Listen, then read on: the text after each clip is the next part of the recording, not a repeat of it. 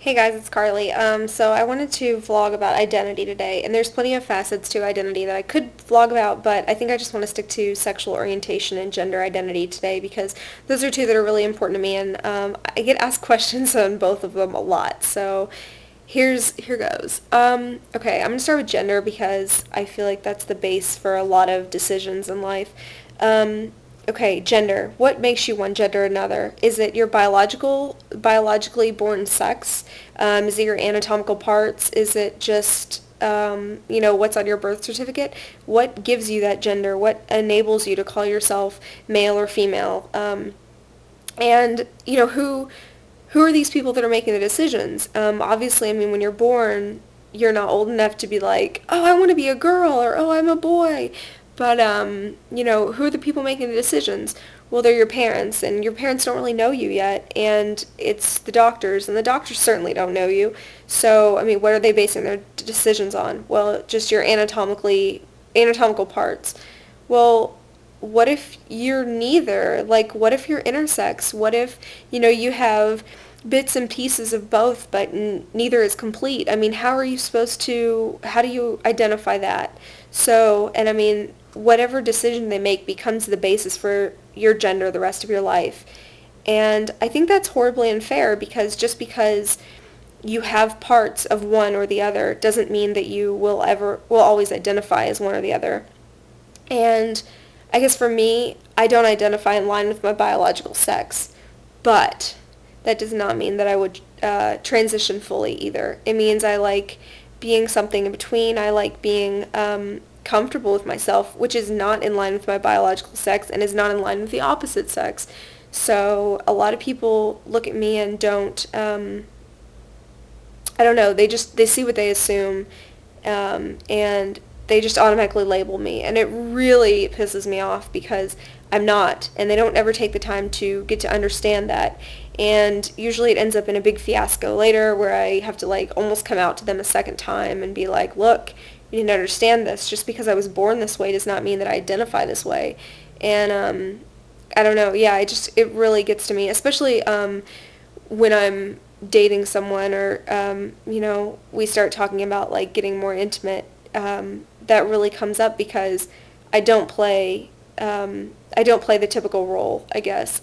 I'm very feminine, yes, and I'll never deny that, but I don't always play the femme role. I don't always play the role of like the pillow princess bottom. So how is that supposed to interact? And I guess people are always really shocked because I guess they think that they know me and all of a sudden they don't. And it's nothing against them. It's just ignorance, and it really bothers me. So when people ask me what my sexual orientation is, how am I even supposed to answer that? Because in order to have a sexual orientation, you first of all have to know what gender identity you're coming from as your basis.